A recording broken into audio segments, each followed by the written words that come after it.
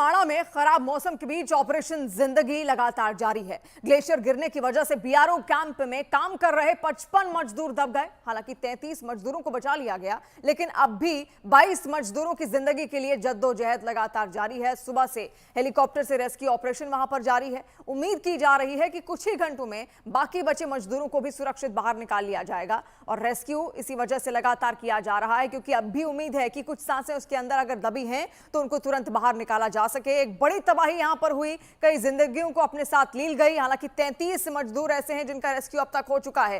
Rescue operation अब भी लगातार जारी है और बर्फबारी क्योंकि वहां पर हो रही है, इस वजह से कुछ परेशानियों का सामना भी यहां पर रेस्क्यू टीम्स को करना पड़ रहा है, क्योंकि मौसम बेहद ठंडा अब हो चला है और यही कारण है कि कुछ चुनौतियां सामने जरूर आ रही है रेस्क्यू के दौरान, लेकिन हेलीकॉप्टर की मदद से रेस्क्यू किया जा रहा है। और जितने भी मजदूर अब भी अंदर फंस गए हैं, 22 ऐसे मजदूर हैं जिनकी अभी कोई जानकारी नहीं है कि आखिर वो कहां दबे, किस एरिया में दबे हैं, किस क्षेत्र में दबे हैं। हालांकि खुदाई कर बर्फ को हटा हटा कर देखा जा रहा है और रेस्क्यू कर उन तमाम मजदूरों को बाहर निकालने की पूरी कोशिश है। तो अब तक 33 मजदूरों का रेस्क्यू यहां पर सफल तरीके से हो चुका है। कई हाईवे बर्फबारी की वजह से ब्लॉक हो गए हैं और अब भी ठंड का कहर वहां पर लगातार जारी है। हालांकि बीच में मौसम सुधरा जरूर था और ऐसा लग रहा था, ऐसा अनुमान था कि अब गर्मी एक बार फिर से शुरू हो जाएगी, लेकिन फिर अचानक से जो मौसम का यू टर्न लेता है उसके बाद से कई जिंदगियां किस तरीके से मौसम वहां पर लील गया आपने देखा। भारी बर्फबारी अचानक से वहां पर होती है और बर्फबारी में काम कर रहे बीआरओ के कुछ मजदूर दब जाते हैं, जिनमें से 33 का रेस्क्यू अब तक हो चुका है। 4 तस्वीर आप देखिए माणा में किस तरीके से ऑपरेशन जिंदगी को सफल बनाने का काम दिन रात रेस्क्यू टीम्स वहां पर कर रही हैं। 33 मजदूरों का रेस्क्यू हो चुका है। बर्फबारी के बीच उनको बाहर निकाला गया और तुरंत अस्पताल पहुंचाया गया है। इसके अलावा 22 मजदूरों की तलाश अब भी वहां पर लगातार जारी है। सेना के 170 जवान इस वक्त वहां पर मौजूद हैं ताकि जगह जगह पर बर्फ को हटाकर देखा जाए और कोई जिंदगी अगर अंदर दबी रह गई है तो उसको तुरंत बाहर निकालने का काम किया जाए। इसके अलावा खराब मौसम की वजह से रेस्क्यू में कुछ देरी यहां पर जरूर आ रही है, क्योंकि बर्फबारी लगातार अब भी जारी है और कई फीट मोटी बर्फ की चादर वहां पर जम गई है।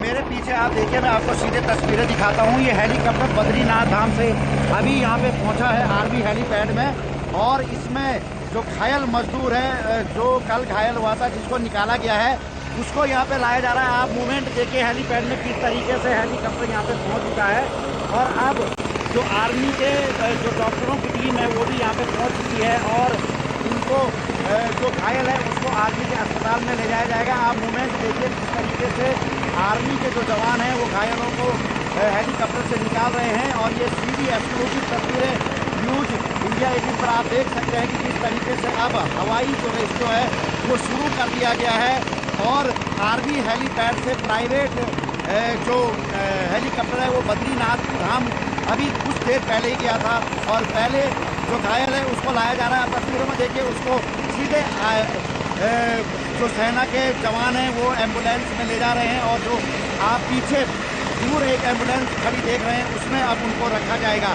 तो अब आर्मी ने जिस तरीके से प्राइवेट हेलीकॉप्टर ने ये रेस्क्यू शुरू कर दिया है और आर्मी के अस्पताल में कल से ही व्यवस्थाएं की गई थी जवानों के इलाज के लिए, इनको वहाँ पे ले जाया जा रहा है। इसके अलावा एक दूसरा हेलीकॉप्टर भी अभी देहरादून से यहाँ पे पहुँच चुका है, यानी कि प्राइवेट 2 हेलीकॉप्टर आर्मी हेलीपैड में पहुँच चुके हैं और जो ये वायुसेना का बताया जा रहा था कि हेलीकॉप्टर से जो अब रेस्क्यू शुरू किया जाएगा वो फिलहाल वो रेस्क्यू शुरू हो चुका है और आर्मी आईटीबीपी जिस तरीके से बद्रीनाथ धाम में जो 22 लोग अभी भी फंसे हुए हैं उनको निकालने की कोशिश कर रही है। इसके अलावा जो घायल हैं अब उन घायलों को जैसे ही मौसम साफ हुआ जोशीमठ लाया जा रहा है और यहाँ से अब ये जो ऑपरेशन है हवाई मार्ग से शुरू कर दिया गया है। आप देख सकते हैं कि किस तरीके से एक ट्रॉली में आप देखिए जो सामान बद्रीनाथ धाम ले जाया जाना है उस ट्रॉली के माध्यम उस ट्रॉली में वो सामान रखा गया है,